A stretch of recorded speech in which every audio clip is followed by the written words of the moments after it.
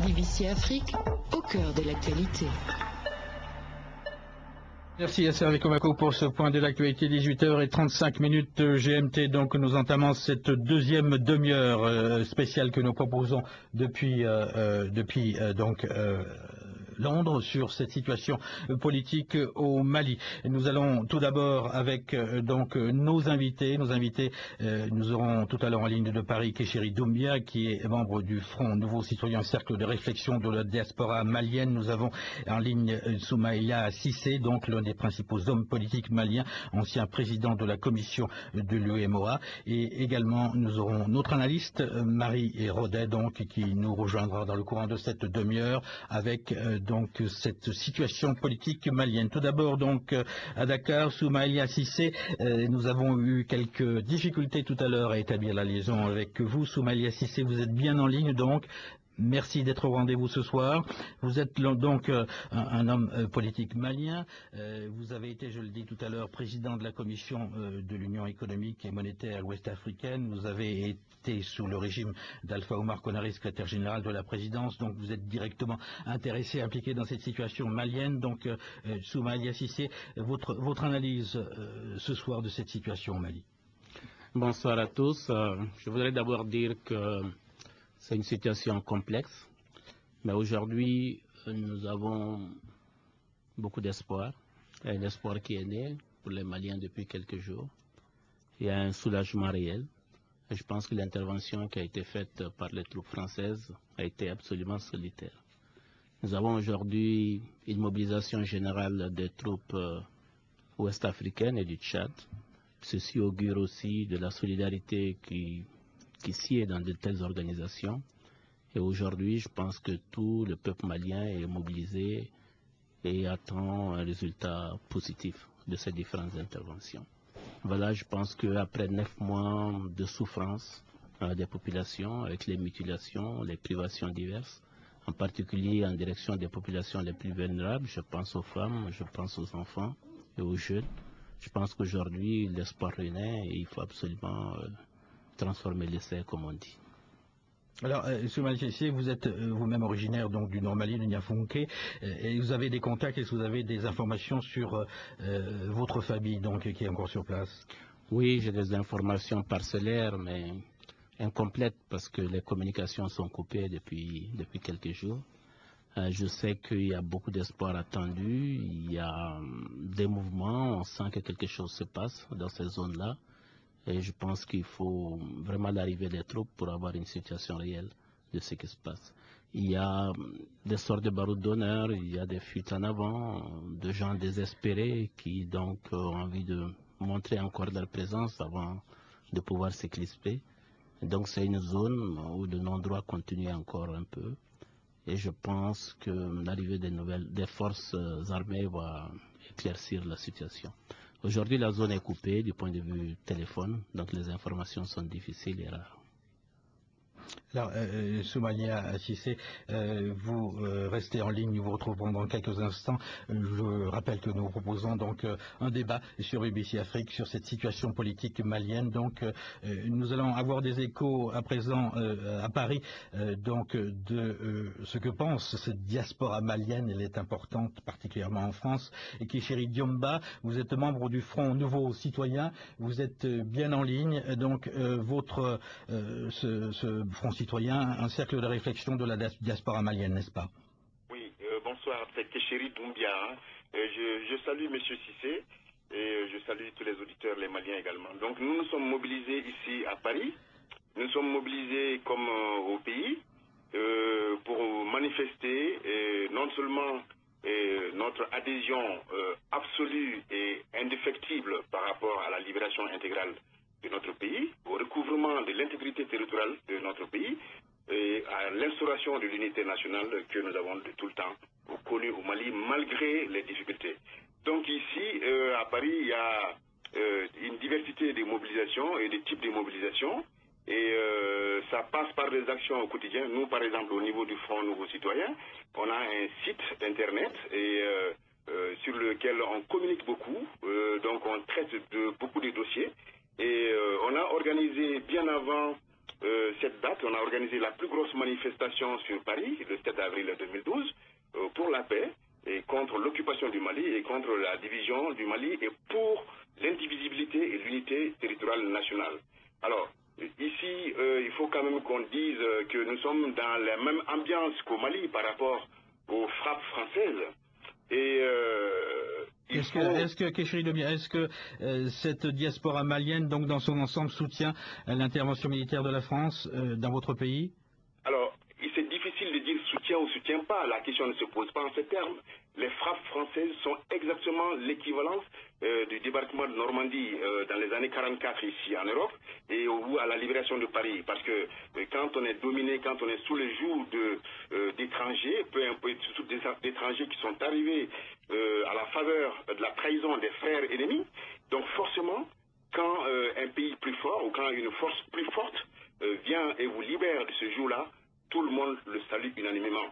Sauf des personnes qui sont autrement intéressées par cette question-là, c'est-à-dire ceux qui sont dans le groupe des intégristes.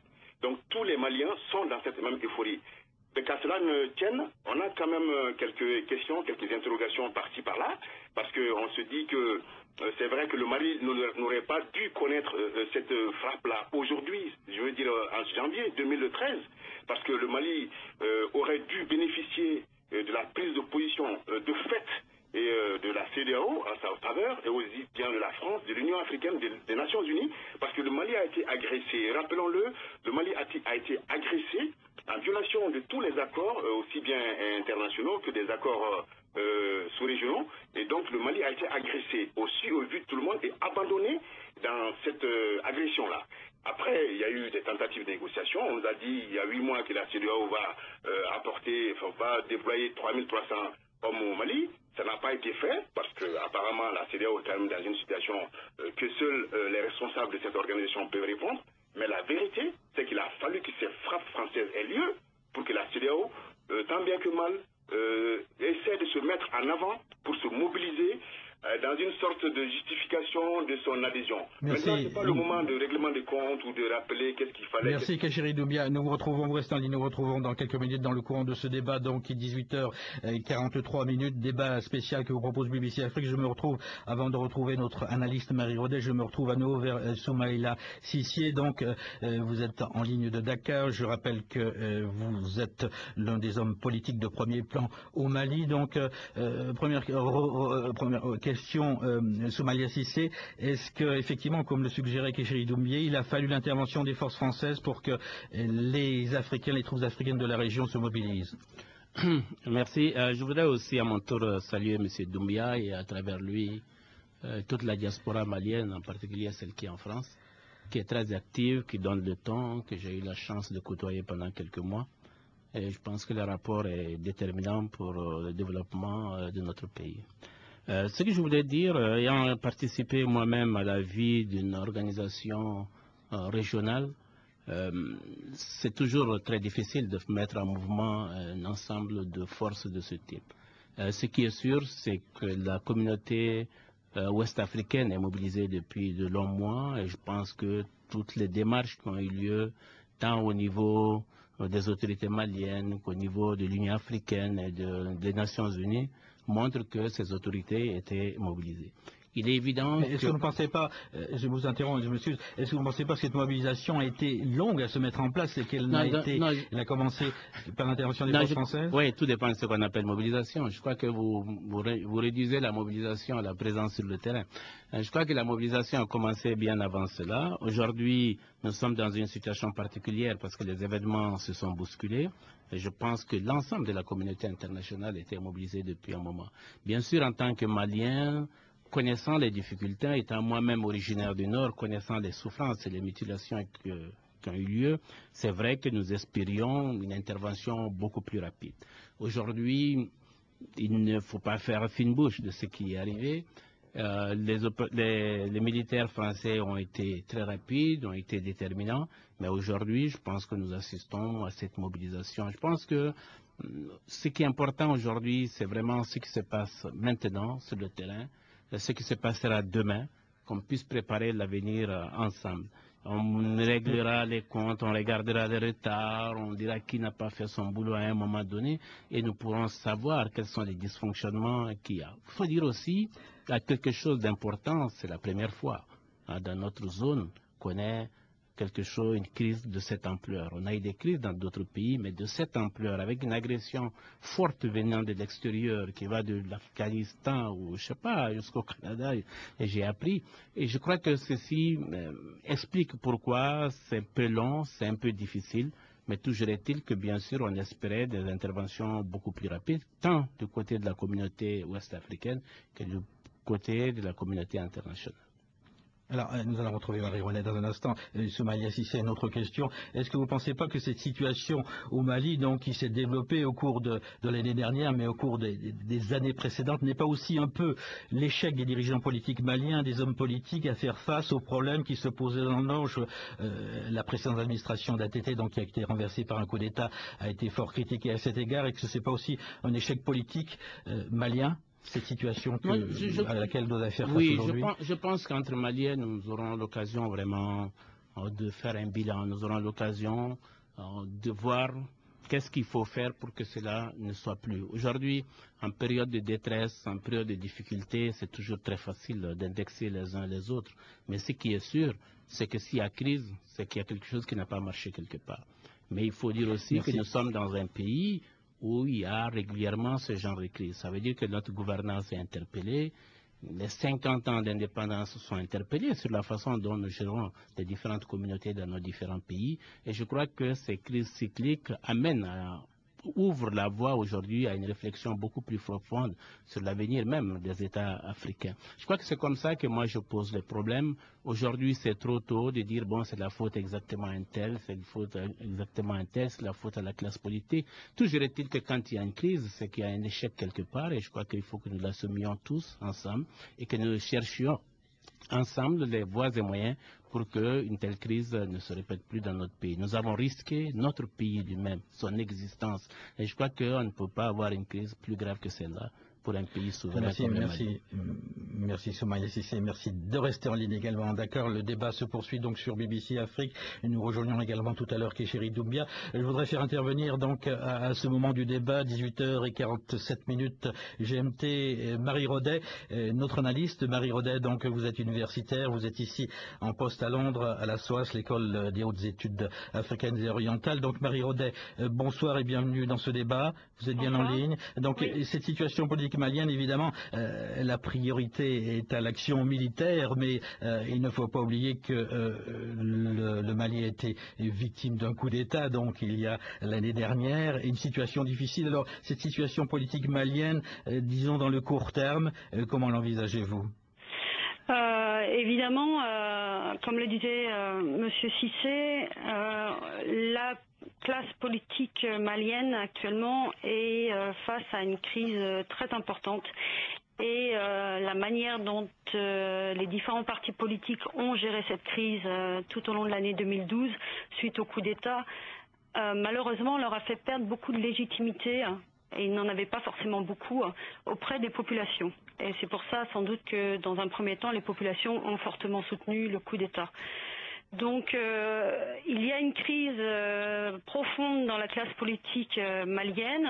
Ce qu'on peut espérer, c'est que cette crise au nord et en espérant que la paix revienne rapidement, les réveille et leur permette de mettre de côté leurs petites guéguerres habituelles, intestines, etc.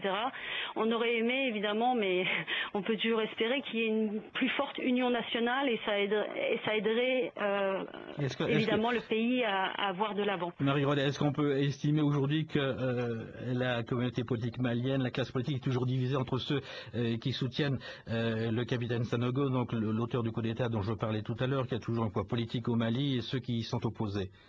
Je pense que profondément, oui, ça a divisé la classe malienne, la classe politique malienne, à savoir, est-ce que on respecte les institutions d'un côté, ou dès qu'il y a une crise de manque de légitimité, on remet en cause ces institutions démocratiques qui ont été mises en place depuis 91. Sanogo est toujours présent, ça c'est sûr. Il a suivi un peu le mouvement général de remerciements vers la France pour cette intervention éclair qui a franchement sauvé la situation au Mali dans un premier temps. On ne sait pas comment il va continuer à gérer la situation. Pour l'instant, il fait plutôt profil bas. Il essaye de montrer qu'il est dans le même mouvement général. Il a été vu à Sévaré, visitant les troupes et les blessés, etc. Donc, si la classe politique malienne arrive à se réveiller et à prendre en main sérieusement le destin du pays en retrouvant la légitimité dont ils ont besoin auprès de la population, il n'y a pas de raison que Sanogo revienne sur le devant de la scène plus qu'il ne l'a fait avant, car il ne pourra revenir sur le devant de la scène que s'il y a une classe politique en face faible et une population frustrée de cette classe politique et qui, du coup, reviennent pour soutenir Sanogo. Mais c'est vrai que Sanogo, ces derniers temps, a perdu beaucoup de légitimité auprès de la population parce qu'il y a des scandales, il y a des rumeurs, etc. autour de la manière dont il a géré son pouvoir depuis Kati. Marie-Relais, vous restez en ligne, il nous reste une dizaine de minutes, un peu moins de 10 minutes dans ce débat donc, que vous propose BBC Afrique. Kéchéri Doumbia, donc vous êtes à Paris, membre du Front Nouveaux Citoyens, cercle de réflexion de la diaspora malienne. Donc qu'est-ce que vous pensez de cette division de la société, de la classe politique malienne? Est-ce que cette intervention militaire pourrait avoir pour effet de recréer, de susciter une unité? Kéchéri Doumbia. Oui, je vais dire deux petites choses. D'abord, j'apprécie la sagesse de parole et de stature de M. Cissé, qui dit qu'à chaque chose son temps et qu'il y aura le temps du bilan. On a beaucoup d'idées sur le bilan, sur les causes, parce qu'il n'y a pas de fumée sans feu. On sait que certains feux ont quand même cette faculté de dissimuler leur fumée. Bon, on comprend bien. Mais il n'y a pas de guerre en réalité au Mali. C'est vraiment des guerres réelles qui ne datent pas de Sanogo. Sanogo n'est que le symptôme de la grave difficulté du travail institutionnel au Mali. Monsieur Cissé ne me contredira pas, mais ce n'est pas le lieu de tout déballer ici. Je veux dire que s'il y a eu Sanogo, au départ, ce n'était pas un coup d'État, c'était une émeute de soldats mécontents, parce que n'oublions pas, le Mali a été agressé pendant que ATT était au pouvoir. Le Mali a été agressé et des soldats désarmés ont été émasculés. Ils ont été égorgés, nous ne l'oublions pas. Le Mali avait signé un dernier accord qu'on appelle l'accord d'Alger en 2006. Dans cet accord, il a été fait statut particulier à la région de Kidal, qui est la région, le bastion de Ansardine. Il a été aussi fait statut particulier à la suite. On a demandé à ce que l'État malien se désengage militairement de ces régions-là. C'est pour ça que la responsabilité de ces régions a été conférée aux responsables Touareg. Est-ce que vous ne pensez pas que la faiblesse du pouvoir politique à l'époque, donc avant même ce coup d'État, je parle à l'époque où ATT était président, est en partie responsable de cette situation malienne? Oui, elle vient de loin cette situation. C'est pour ça que je ne vais pas trop essayer de parler de ça. Bon, en tout cas, ce qui s'est passé ces derniers temps, pour revenir un peu à la frappe française et puis à la situation, la configuration de la classe politique malienne, elle est profondément divisée. Et c'est normal et légitime qu'elle soit divisée parce qu'on sait que beaucoup de gens, il n'y a pas encore longtemps, étaient, bon, nous on a connu en 72 les villas de la sécheresse, suite au détournement. On a connu aussi les villas de la démocratie suite au détournement de tous les fonds qui sont arrivés dans notre pays. On ne va pas déballer tout ça ici. Je veux aussi dire surtout que ce qui s'est passé au Mali, c'est qu'on a vu qu'il y a l'éducation, ça a beaucoup chuté, on sait comment c'est arrivé. On sait aussi que la rébellion qui a été manipulée sous le prétexte que c'est une rébellion d'une communauté, a été plutôt l'instauration d'un fantasme, d'une sorte de fantasmagorie au nom d'une communauté dite Touareg, qui ne se reconnaît pas dans cette rébellion. En fait, le nord du Mali, puisqu'il a été désarmé officiellement par l'armée malienne, il s'est installé donc une sorte de regroupement de tous les mafiosos du nord du Mali qui ont pris les armes de temps à autre pour revendiquer la possibilité de se faire un peu plus d'argent. Merci. Chaque fois que cet argent manquait, ils prenaient les armes. Merci Kéchéri Doumbia pour votre intervention. Vous êtes donc participé à ce débat que vous propose BBC Afrique. Je me tourne à nouveau vers Soumaïla Cissé. Donc vous êtes en ligne de Dakar. Soumaïla Cissé, on évoquait la situation, l'avenir politique du président intérimaire Diokounda Traoré. On disait un peu à peu, quelques jours en fait avant l'intervention française, que sa situation était difficile. Est-ce que vous pensez qu'aujourd'hui Diokounda Traoré est bien à la tête du pays et bien en charge? Oui, avant de répondre à votre question, je voulais réagir à ce qu'a dit votre analyste, Madame Rodet. Allez-y. Oui, parce que quand on avance, la classe politique n'est pas légitime auprès de la population, c'est qu'on doit avoir un indicateur de mesure. Je crois que nous sommes en train de construire des démocraties, nous sommes en train de défendre une république. Les analystes, c'est facile. Je crois que le seul moyen d'être sûr de notre légitimité, c'est en allant aux urnes. Je crois qu'il faut qu'on accepte cela, non seulement ailleurs, mais aussi chez nous. Ce n'est pas parce qu'il y a eu un mouvement, ce n'est pas parce qu'il y a une mutinerie, ce n'est pas parce qu'il y a un coup d'État qu'automatiquement toutes les populations d'un seul côté. Je crois qu'il n'y a pas à défendre la pensée unique à ce niveau parce qu'elle n'existe pas, tout simplement. Nous sommes dans un pays où il y a plus de 100 partis politiques et on veut que du jour au lendemain, paf, il y a l'union nationale forte parce qu'il y a la crise. Vous savez, il faut un indicateur, il faut un déclencheur. Vous savez, dès qu'il y a eu l'intervention française, l'Union nationale s'est reconstituée tout de suite parce qu'on avait quelque chose de puissant qui est là et qui défendait quelque chose pour laquelle nous sommes prêts tous à donner notre vie. Je crois qu'il ne faut pas aller sur des clichés quand on veut analyser les choses, il faut aller sur des choses beaucoup plus profondes. Le coup d'État, il y a eu des partis politiques qui étaient pour, il y a des partis politiques qui sont contre. Ceci veut-il dire que l'ensemble de la population était pour ou que l'ensemble de la population était contre? Je crois que c'est un peu court comme analyse. Il faut aujourd'hui, comme je l'ai dit, trouver le moment, les moyens de se parler un jour, de discuter des causes de la crise et surtout de prévenir ce genre de crise pour l'avenir. Je crois que c'est très important. Que pensez-vous de la situation du président intérimaire? Le président intérimaire, il est dans des situations qui sont difficiles. Je crois qu'aujourd'hui, nous avons un régime qui est issu, nous avons pu retenir, en tout cas rester sur la Constitution. Je crois que ceci est très important. L'ensemble du Mali avait deux choses en tête. Libérer le Nord en priorité, la priorité des priorités, et revenir à une vie constitutionnelle normale. Aujourd'hui, comme je l'ai dit dès le départ, il y a un chemin d'espoir qui est tracé avec les interventions militaires et je crois que cela conforte fortement le président qui a eu la très bonne initiative de demander de l'aide, non seulement à la France, mais aussi à la CEDEAO et à d'autres pays de l'Afrique et du monde. Je crois que ceci conforte fortement le président. Mais nous ne pouvons être sûrs de tout ça que vraiment quand on va sortir de la crise. Vous savez, nous sommes là depuis juste une dizaine de jours face à la situation militaire. Les positions changent, les souhaits changent, mais je crois que le président aujourd'hui tient les rênes et il faut l'encourager, le soutenir pour qu'il puisse aller au bout de sa mission. Merci Soumaïla Cissé. Un mot de la fin avec Marie Rodet. Soumaïla Cissé, je rappelle que donc vous étiez en ligne de Dakar pour participer à ce débat de BBC Afrique. Vous êtes l'un des principaux hommes politiques maliens. Vous avez été président de la commission de l'UEMOA. Marie Rodet, donc nous approchons de la fin de ce débat. Donc l'avenir politique du président Diokounda Traoré, s'il en a un, qu'en pensez-vous, Marie Rodet? Je pense que le fait qu'il ait été capable d'appeler la France finalement à la rescousse et que la France ait pu intervenir aussi rapidement le renforce clairement, comme disait M. Cissé, dans le paysage politique malien. Après, il faut savoir comment la crise va continuer à être gérée, sachant qu'il y a de plus en plus d'infiltration de potentiels djihadistes dans la région, que les frappes aériennes ne suffisent pas à ramener la paix et que ça va être un long processus jusqu'à ce que les différentes communautés puissent à nouveau se reparler ensemble.